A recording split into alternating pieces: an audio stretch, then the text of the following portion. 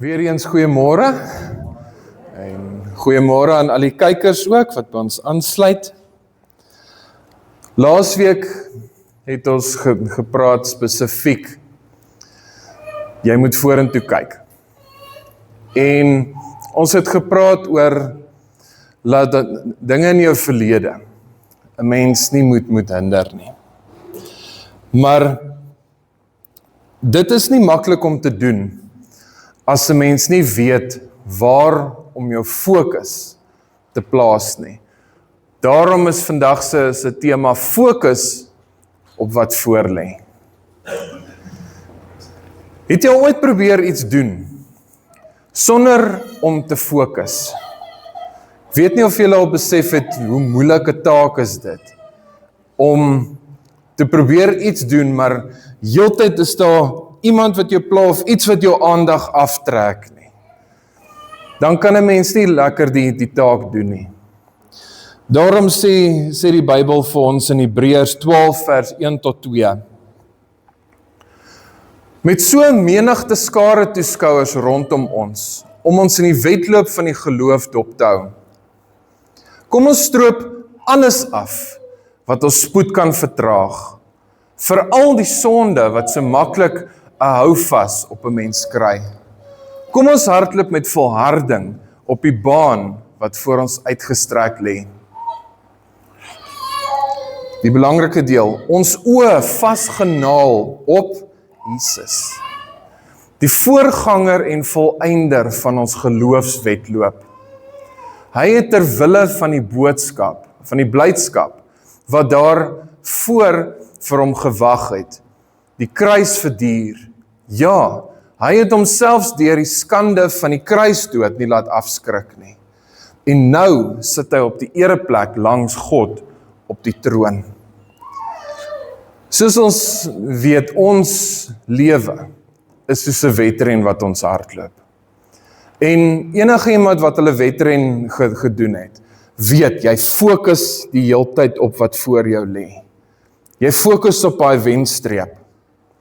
Want jy weet, as jy te vinnig begin, gaan jy nie die wenstreep sien nie, want dan gaan jy al jou krag uithardloop. So van die begin af besef jy, okay, die wenstreep is 20 km ver. Ek moet hierdie pas doen, ek moet hierdie doen. Dan begin jy te fokus op dit wat voor jou lê. En so in ons lewe ook.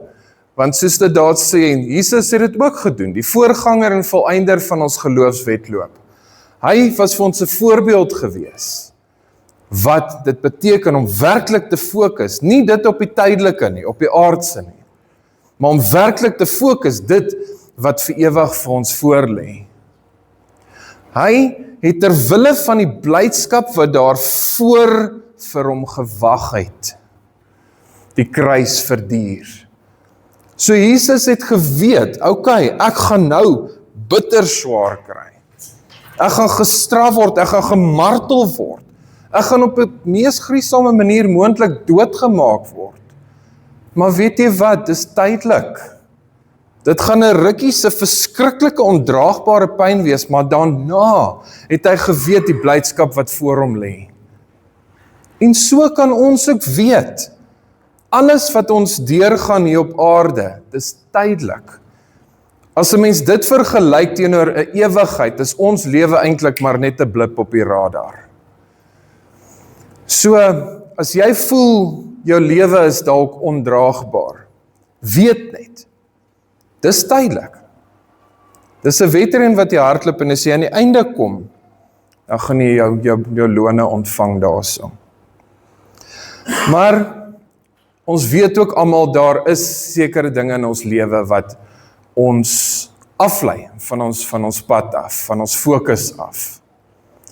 En die probleem van die lewe is, jy fokus op iets, maak nie saak wat nie, al dink jy fokus op niks, is daar altyd iets in jou lewe wat jou fokus verg.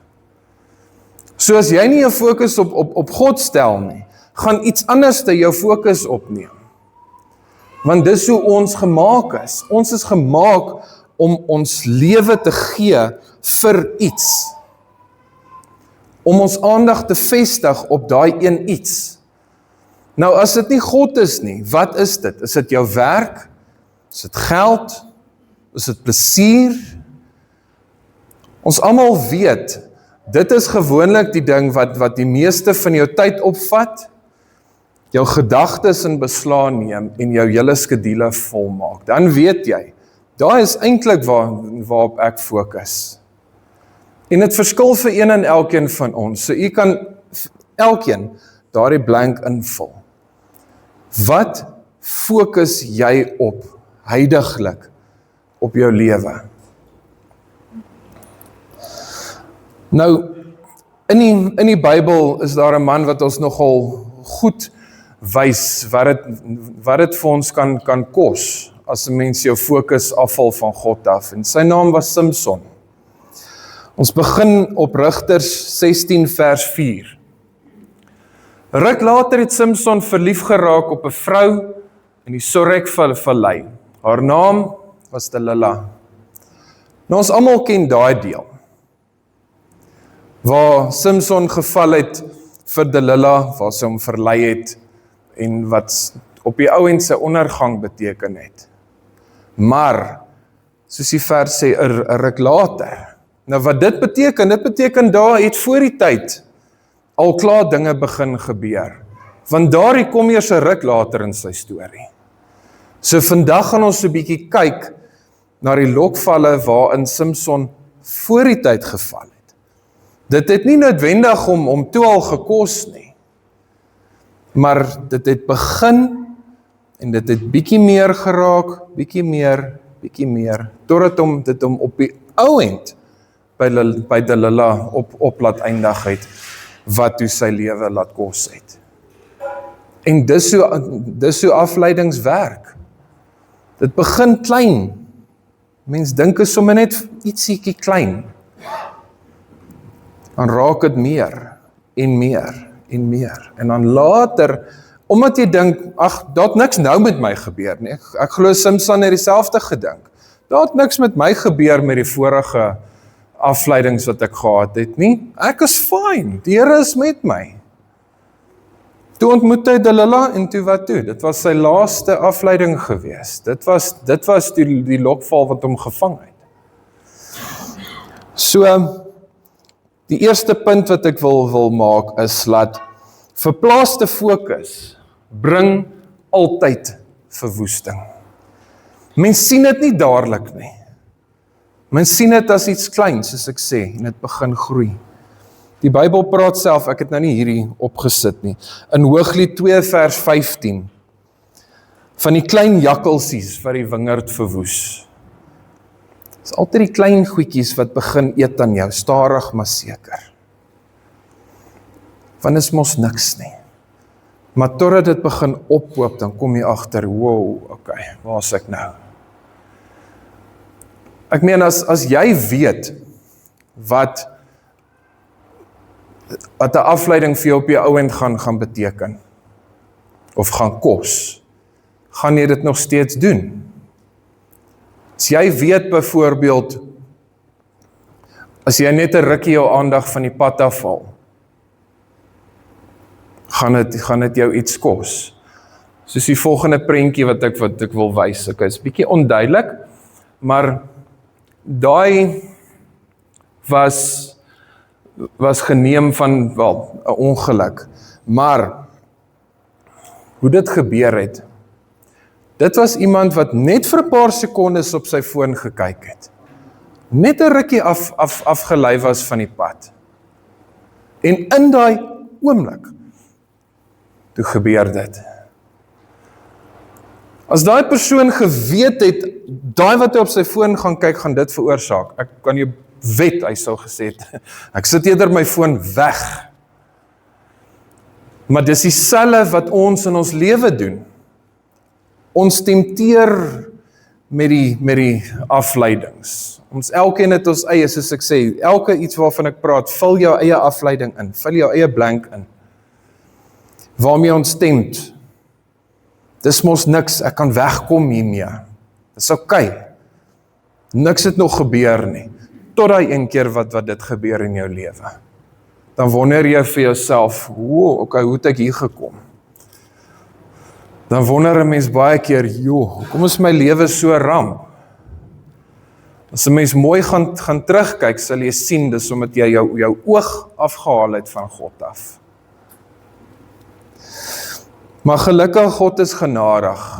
Ewenal gebeur so iets, wil hy hê 'n mens moet 'n les daaruit leer. Hy help jou daaruit. So elke keer as daar iets gebeur, dan is dit soos 'n toets wat ons skryf. Dan vra God vir jou, okay, dit het nou gebeur, maar wat het jy daaruit geleer? Wat gaan jy volgende keer doen om dit te verhoed? Ons as onderwysers met 'n ding wat ons die Subject Improvement Plan noem. Nou, as ons sien ons leerlinge doen swak, dan word daar vir ons gevra, okay, hulle het nou swak gedoen. Skryf vir ons neer, hoe gaan jy nou hierdie saak verbeter? Hoe gaan jy jou vak verbeter? Dan moet jy punte neerskryf. Ek gaan die volgende doen. Ek gaan hierdie doen. Ek gaan hierdie verander. Nou God verwag vir ons min of meer dieselfde. As jy in 'n situasie is, dan moet jy vir jouself vra, okay, ek is nou hierso. Maar wat kan ek anders te doen? Want anderste gaan dit weer gebeur. Jy gaan weer vir dieselfde persoon val. Jy gaan weer vir dieselfde lokval val. Jy gaan weer in dieselfde plek sit. Net omdat jy nie raak gesien het wat God wil leer nie. En dis baie belangrik dat 'n mens dit moet raak sien. Punt nommer 2 wat ek wil maak, is, ek maar aansit, afleidings. Neem jou verder as wat jy wil gaan. Bly langer by jou as wat jy dit soek. En kos jou meer as wat jy wil betaal. Mens kom dit nie agter in die begin nie, maar sodra daai afleiding begin 'n grip op jou lewe vat, dan sit nie net van, môre is ek klaar met hom nie. Okay, dalk kry jy dit reg, maar meeste van die kere weet ons, dis nie net sommer, ons los dit gehou nie. Veral as dit 'n gewoonte is wat jy jare lank mee loop. Mense is dalk ongeskik met mense. Nou kan jy net sommer sê, môre as ek opstaan is ek 'n beter mens, 'n ander mens nie. Ongelukkig nie. Dit bly lank by jou. Soos dit sê daar, dit neem jou verder as wat jy wil gaan. Dit bly langer by jou as wat jy dit soek en dit kos jou meer as wat jy kan betaal. En daai raak net meer en langer met die hoeveelheid tyd wat jy toelaat, laat daai spesifieke afleiding jou bind, jou wegneem van God af. In die begin, fyn, baie maklik om te breek. Maar loop met 'n ding jare, laat dit 'n gewoonte raak, laat dit deel raak van wie jy is. Dis wanneer dit moeilik raak. En dit bring my by die derde ene. Ontkenning is gevaarlik, want dit maak dit onmoontlik om te verander. Ek weet nie of julle al ooit met iemand probeer gesels het wat nie wil erken hulle het 'n probleem in hulle lewe nie. Dis die moeilikste ding op aarde om te doen. As jy vir daai persoon wil sê, luister, jy het 'n probleem. Ek kan jou help. Laat my toe om jou te help. Daai persoon sê, wat se probleem? Wat doen ek? Gewoonlik met sulke hande. Wat? Hoekom sê jy nou ek doen nou iets verkeerd? Dan kan 'n mens niks doen nie, maar die probleem is dit keer daardie persoon om te groei. Dit belemmer daardie persoon se genesing. Want dit keer daardie persoon om te verander. En dit gebeur baie keer met onsself. Jy sit dalk iets self in jou lewe wat jy self nie agterkom nie. Dan is daar iemand wat vir jou sê, luister, pas op, kyk daarso. En ons sê, wat? Daar's niks fout met my nie, dis jy. Dan draai ons dit gewoonlik om. Dis nie ek nie, dis jy. En dan belemmer jy jou eie groei. En Samson was een van daai wat dit nogal goed kon gedoen het. Hy het nie eens agtergekom as sy fout gemaak het nie. Hy het dit aangegaan en hy het gesê dis reg. Nou in Rigters 14 lees ons van die eerste waarvan ons weet wat geskryf is in die Bybel, die eerste foutjie wat hy begaan het in sy lewe. En net wel, dis voor Delila hierdie. Wat ons lees, maar die gees van die Here het hom in besit geneem. Okay, so om konteks te gee, hy en sy ouers het geloop dorp toe. En ewe skielik hardloop daar 'n leeu op hulle af. Nou verbeel jouself hierdie massiewe leeu storm op julle af. Ek dink meeste van ons gaan weghardloop. Maar die gees van God het oor Samson gekom, besit geneem. En hy het die leeu uitmekaar geskeur soos 'n mens 'n bokkie. Nou dink net hoe maklik was dit gewees. Ek kan nie laat 'n mens nou 'n bokkie wil vat en skeer nie, maar dink net hoe maklik was dit vir hom gewees om dit te doen. Mense, leeu is groot en hy vat dit asof dit sommer so 'n klein diertjie is en maak gou mincemeat van hom. Easy stuff. Het jy nie al agtergekom dat ons almal het daai tipe gawe, nie noodwendig fisiese krag nie, ja, van ons het, natuurlik, maar dinge wat jy makliker kan doen, as wat die persoon langs jou kan doen. Want ek meen, as jy vir my moet vra om 'n leeu uit mekaar uit te skeer, mense, ek gaan nie eers sy mond kan oopmaak nie. Maar vir Samson, maklik. So het elkeen van ons 'n gawe, 'n roeping in ons lewe, wat dit vir ons so maklik maak.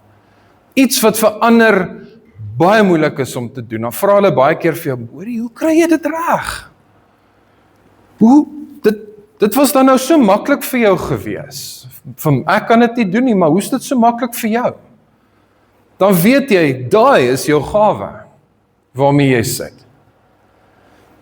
En dis gewoonlik, kan ek sê, die ding wat 'n mens die meeste pla, kom ek so sê, as ek 'n voorbeeld kan vat, die gewers van julle wat daar is, wat maklik kan gee, dan voel dit altyd vir julle, maar hoekom kan mense nie vir my ook soveel gee soos wat ek vir hulle gee nie?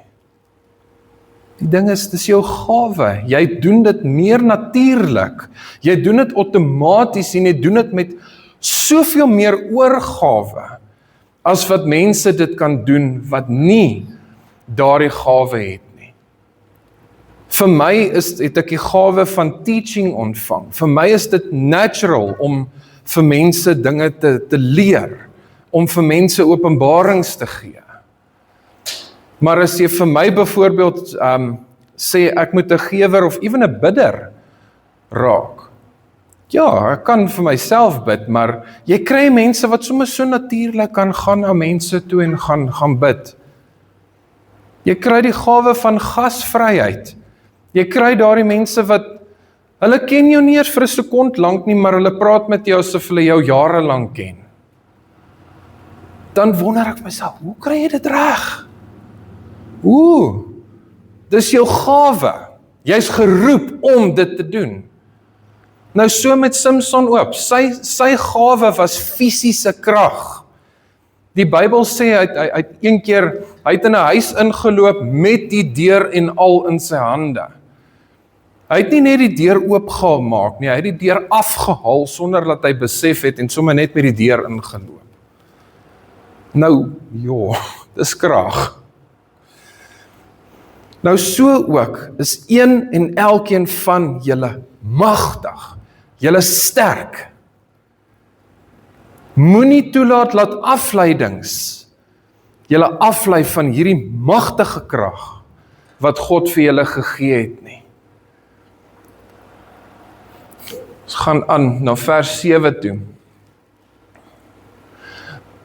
Hy het toe afgegaan en met die vrou gepraat, en sy was die regte een in Simson se oë. Nou hierdie was voor Delila, het hy 'n vrou gehad wat hy mee wou getrou het. Toe hy 'n ruk later teruggaan om met haar te trou, het hy afgedraai. Daarso klaar kan ons hoor. Hy was op pad gewees om met haar te trou. Dit was sy doel gewees. En terwyl hy loop, toe sien hy, wag 'n bietjie, dis mos die area waar ek hy leeu verslind het. En hy gaan kyk en hy dink, ja, okay. Jy weet, en hy voel trots oor homself, man, jene, daar lê sy oorwinning wat hy gehad het. Om na die oorskot van die leeu te kyk, en sowaar, daar was 'n swerm bye in die karkas van die leeu, en heuning. Nou daar kom sy eerste oortreding al klaar in. Hy die Nasaretiese verbond aangegaan, wat sê, jy mag nie aan 'n dooie ding raak nie. Jy mag nie onrein diere eet ook nie. So nou het hy gegaan na sy vorige oorwinning, want onthou net, God het hom gehelp, was met hom gewees toe hy daai leeu doodgemaak het. So hy het teruggegaan na sy vorige oorwinning toe, maar toe breek hy sy verbond net daar, want toe sien hy die heuning wat daar is. Toe sê hy vir homself, ons gaan nou verder lees. Ja, dit lyk lekker. En hy vat so 'n hand uit die karkas uit en hy begin te eet. Dis klaar waar hy begin oortree het. Dis mos klein, ek meen, wie gaan weet, is niemand in die omtrek wat hom ken nie? Hoekom nie? Dis net 'n bietjie heuning. Dis in 'n geval die leeu wat ek doodgemaak het later, so wat's die probleem? Why not? Vat dit. En hy bly stil, hy het vir niemand vertel nie. Maar julle weet self ook dat afleidings werk nie so nie, al vertel jy vir niemand nie, op die ouend erns gaan dit jou vang. So, al klaar, iets kleins, vat 'n bietjie heuning uit die leeu se karkas uit, kan maar aangaan. Hy het dit toe uitgekrap in sy hande, het daarvan geloop en eet. En hierso ook, hy het na sy vader en moeder gegaan, vir hulle daarvan gegee. Hy het nie alleen net van die heuning geëet nie, hy het teruggegaan nog na sy gesin toe en gesê, hey ma, pa, hierso, ek het vir ons bietjie heuning gebring. Hulle het ook die Nasaretiese verbond aangegaan. Maar hy vertel hulle nie waar daai heuning vandaan kom nie, toe sê hy vir hulle, daar, eet saam, dit is mos lekker. Vir hulle daarvan gegee en hulle het ook geëet, maar hy het nie vir hulle vertel dat hy die heuning uit die karkas van die leeu gekrap het nie. En ongelukkig, dit is hoe sondes werk, hoe afleidings werk. Baie keer, meeste van die kere, doen ons dit nie alleen nie. Ons sê altyd vir mense, man, kom saam. Doen dit saam my, join my. En dis wat hy gedoen het. Hy het daai heuning gevat. Heuning alleen is niks nie, maar waar die heuning vandaan kom, was die probleem gewees. En hy het gesê, man, ma, pa, hierso, deel, join my in hierdie lekker heuning. Eet saam. Wat hy eintlik moes gedoen het, hy kon na die karkas gekyk het, maar hy moes weggestap het. Want hy sou die karkas in afval gesien het daar lê. En dis baie keer wat met ons gebeur. As in ons lewe, daar kom 'n afleiding, jy sien hom, maar jy besluit, nee, bly weg. Ons gaan aan. Maar in sy geval het hy die heuning gesien en gedink, okay, dit sal nou lekker wees. Want in daardie tyd het hulle baie ver gestap van een plek na 'n ander toe. Dis nie soos ons wat sommer gou-gou paar minute na 'n kafee toe kan stap of klim gewoon 'n kar op die meeste 10 minute en welkom dan soos by 'n plek nie. Jy het baie keer vir 'n dag gestap, ure lank. So ek kan dink hy was moeg gewees. En toe lyk daai heuning mos nou verskriklik lekker. En dink mooi, dis wanneer sonde jou vang ook. Dis wanneer jy moeg is, wanneer jy afgeweer is, wanneer jy fatigued is, soos die Engels sê. Dan lyk daai afleiding mos nou baie lekker. En dan kan 'n mens baie maklik met verskonings kom. Ja, maar ek is moeg, ek kort net iets nodig, net om bietjie my aandag af te trek. Ek wil net so bietjie vergeet van die dinge wat in my lewe aangaan. Dit sal niks doen as ek net so bietjie doen nie, man. Maar dan bly dit nie net by 'n bietjie nie, want dan is daai bietjie mos nou lekker. Dan raak dit meer. En die probleem is, punt nommer 4, met elke deur wat jy oopmaak, word die volgende een makliker om deur te gaan. Mens word gedesensitiseer, desensitized, as ek dit nou in Engels vir julle kan sê. Dit raak makliker. Die eerste keer as jy iets moet doen, 'n sonde moet doen, is dit baie keer, dis moeilik en jy dink, moet ek dit regtig doen? En is moeilik. Maar as jy dit eers gedoen het, dit was nie so moeilik nie. En jy gaan deur daai deur, jy maak hom oop. Doch, wat dit was nie moeilik nie. Maar die probleem is, sodra jy die eerste deur is, dan sal altyd nog 'n deur. Ok, ek is klaar deur die eerste een, wat is agter hierdie volgende ene? En hy maak makliker oop as die vorige ene. En na hom, nog 'n deur. Ek is klaar deur 2. Wat se derde een? Sommer vinniger. Later worry jy nie eers meer om dit net stadig oop te maak en dalk te kyk wat is hier so nie. Omtrek nie. Jy maak hy deur oop sommer. Excuse my. jy bar sommer uit daai deur oop. Nou, dieselfde is met sonde. Die probleem is, as ons daai deur oopmaak, baie kere maak ons hom nie toe agter ons nie. Jy los hom oop. En wat ons nie besef nie, daar's mense wat na ons kyk as 'n voorbeeld. Maak nie saak wie jy is nie, daar is ten minste een persoon wat na jou opkyk as 'n voorbeeld. En as hulle sien, jy kan daardie so maklik doen. Ek vat nou regtig net drink as 'n voorbeeld om dit te noem. As jy drink, en 'n jonger persoon kyk op na jou en hulle dink, Jussie, hierdie persoon is cool, ek wil soos hierdie persoon raak, maar ek moet seker ook begin drink om in te wees. Yes, en dan begin hulle self, want jy het nie die deur toegemaak nie. Dis die probleem hoe sonde werk. Elke stap wat jy dieper vat, is deure wat jy ooplos vir die mense wat agterna loop. Daar's altyd mense wat agter jou aanloop. Mens besef dit nie. Mens sal baie keer nie eers weet van hulle nie. Maar jy lei hulle, deur elke deur wat jy oopmaak, hoef hulle nie eers die deur oop te maak nie, want hulle sien, okay, daardie persoon doen dit. So, dan kan ek dit ook mos doen. Daar het niks met hierdie persoon gebeur nie. Inteendeel, hierdie persoon is so awesome en hy doen dit. So, daar's gaan niks met my gebeur nie. En dan later, dan gebeur daar iets met daai persoon. Hoe sal jy voel as jy weet, jou afleiding het iemand se ander fisiese lewe of se spirituele lewe gekos? Sal jy nog steeds aangaan om dan daardie voorbeeld te stel? Sal jy nog steeds aangaan om deur na deur oop te maak vir daardie persoon en daai persoon verder en verder en verder weg te lei? Ek dink nie so nie.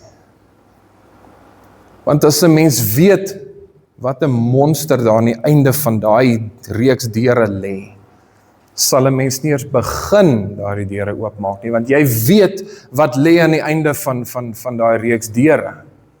Dan sal jy nie eers by die eerste deur wil ingaan nie. Maar omdat 'n mens nie worry oor wat voor lê nie, is dit maklik. Nee, ons maak hulle oop, is nie 'n probleem nie. So dit bring my by punt nommer 5.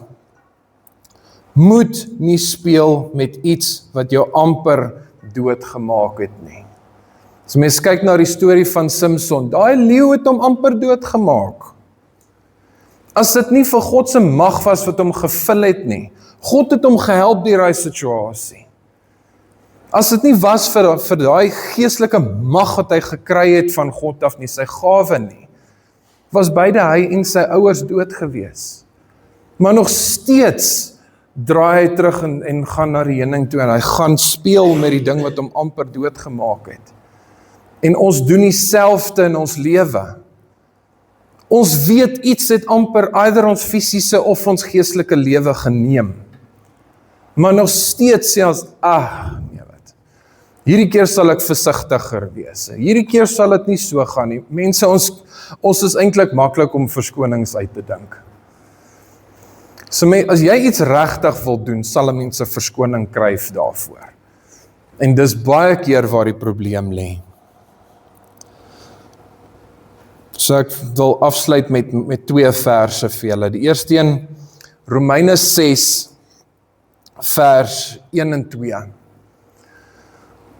So dis Paulus wat hierso sê, wat sal ons dan sê? Sal ons in die sonde bly voortleef, sodat die genade kan toeneem? So hy's amper sarkasties, jy weet, wat sal ons dan sê? Sal ons maar aangaan met ons lewe soos ons aangaan? En sê hy, hoegenaamd nie? Nee. Ons vir die sonde afgesterf het. Hoe kan ons nog langer daarin bly leef? So daar sê hy self, nee, moenie, skud dit af, maak daai deur toe. Moenie laat hy oop bly nie, nie eers vir jouself nie, nie vir die mense wat jou volg nie. Hou daai deur toe. Jy gaan by daai deur kom, maar dan besluit jy, nee gaan. Maar so ook, net soos wat die sonde deure het, so het God ook vir ons 'n deur, en dit lees ons so in Johannes 10 vers 7 tot 10. Wat sê, toe het Jesus verder gesê, dit verseker ek julle, ek is die ingang vir die skape. Almal wat voor my gekom het, is diewe en rowers, maar die skape het nie na hulle geluister nie, voordat jy aangaan. Gaan gou vir ons terug. So daar sê Jesus al klaar, ek is die ingang vir die skape. Almal wat voor my gekom het, en dit wys nie noodwendig net na mense nie. Dit kan wys na afleidings in jou lewe. Alles wat gekom het voor Jesus, was diewe gewees. Maar die skape het nie geluister na hulle stem nie. So ja, het gesien, hier's iemand vreemd, en hulle het net besluit, nee, dis nie my skaapwagter nie, dis nie my baas nie, of my eienaar nie.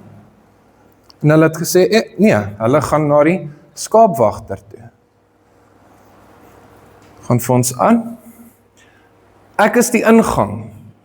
As iemand deur my ingaan, sal hy gered word. Hy sal in en uitgaan en veiding kry. 'n Dief kom net en steel en slag en uitroei.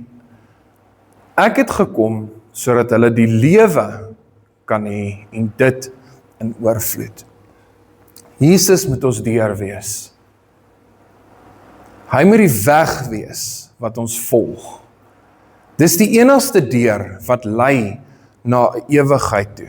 Want soos dit daar staan, 'n dief kom net om te steel en te slag en uit te roei.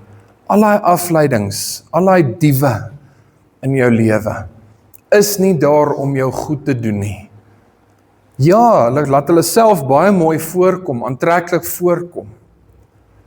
Maar as jy ver genoeg gaan, dan kom jy agter, nou raak my lewe erger, dit raak nie beter nie. Want by God, jy kan so diep as wat jy wil ingaan.